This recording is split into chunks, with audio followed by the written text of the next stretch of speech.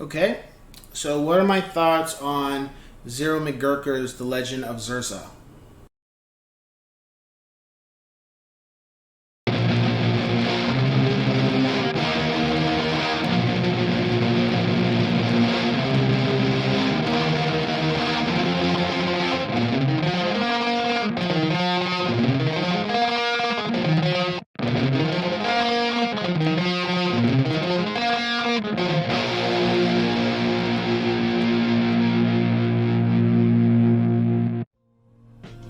What's going on, ladies and gents in Cyberland? Coming back to you with another album review.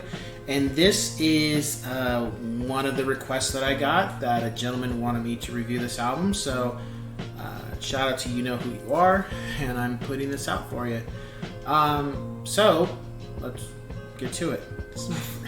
Sorry, it's just normally I know how I'm going to do it, but this is the first time I'm actually reviewing something that's not. I'm reviewing some of them ass stuff, so yeah.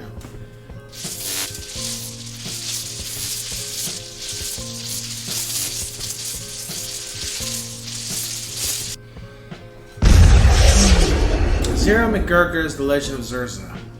So with this, I didn't know what I was going to be walking to, whether this is going to be hip hop or rock or country or pop, but at least it wasn't like something along the lines of art music I really don't care for. So anyway, ended up listening to this album, and I gotta say, right when it kicked in, I just felt like this felt like an East Coast vibe to me.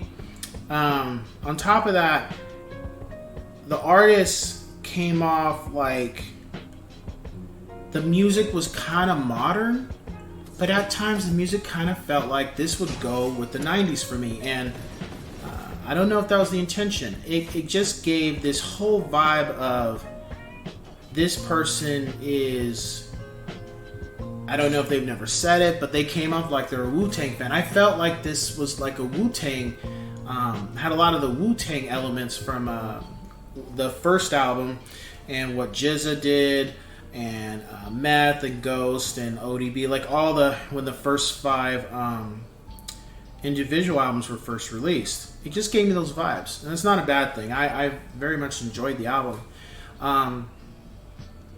The only thing that I felt the album was lacking was it felt like there was too many tracks that kind of delved on that a little too much, like the production. But then I'm not sure, at least for now, if this is like a debut album or it's like the first album, because what I do believe is that this artist, moving forward, they're definitely going to make a better album than this one, definitely, for sure.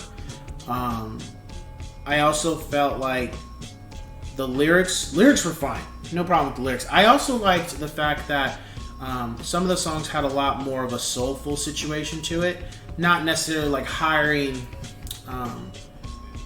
somebody who's known for singing. It was more of something where they just grabbed somebody that they felt would kind of shine on the album. It was really cool.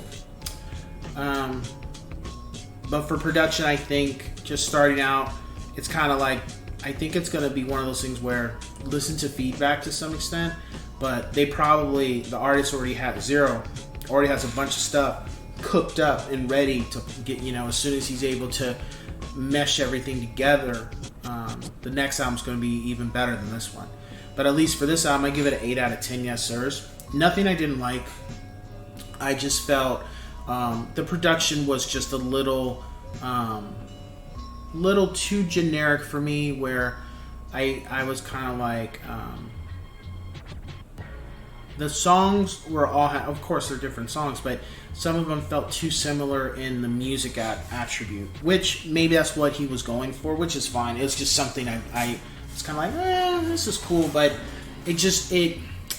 I think that moving forward definitely should have some more tracks to where they're totally contrasted. They're not totally in the same mix. I don't know. Maybe I could be wrong on that, but that's just kind of what came off to me. There weren't any tracks I didn't care for. I was perfectly fine with everything. The album didn't feel like it was long. It didn't feel like it dragged. It didn't feel like filler. It was just the production. I think it can be improved for the next album.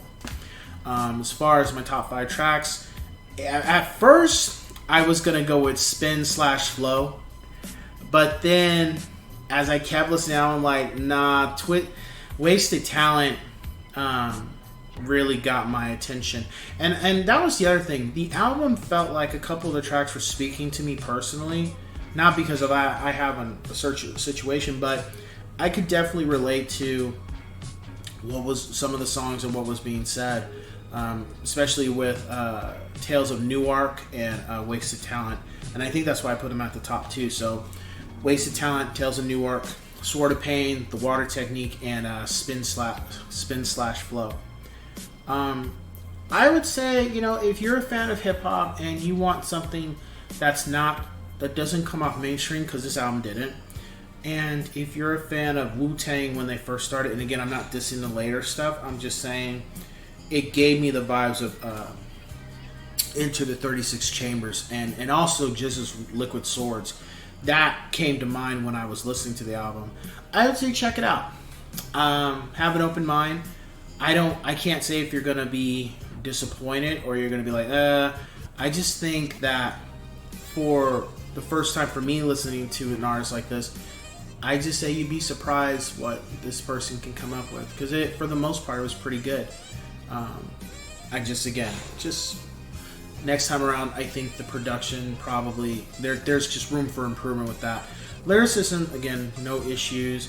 The other artists that were guest appearing on it was cool, and then also the bringing in the Shaolin sword kind of backgrounds and stuff, that was really cool. I felt like I was back in the time when I first listened to Wu-Tang's first album. So that was really cool, and it's not even, and I don't even know if that's what they were going for. It was just interesting that I could totally feel like, man, this feels like, like almost, is this a homage to like what Wu-Tang did, but just an updated version of it? I don't know. It just, it wasn't, and the album wasn't as aggressive as I would say 36 Chambers, but it had its moments though, for sure.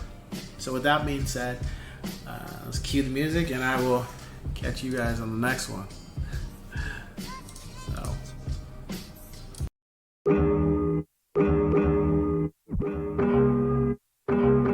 Going nowhere.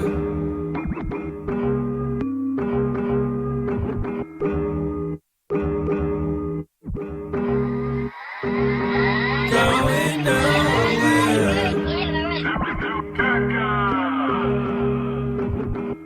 I try so hard, but I'm going nowhere. No, going nowhere. But it's my fault that life's so hard for me. I try so hard, and I'm going nowhere. No, going nowhere. But it's my fault that life's so hard for me. Oh my God, if Wasted Talent was a person, it hurts for me to say no one really cares about my verses. I'm murking every track I make, I hope something will surface. I certainly will pray for that one day, but not in churches. Oh,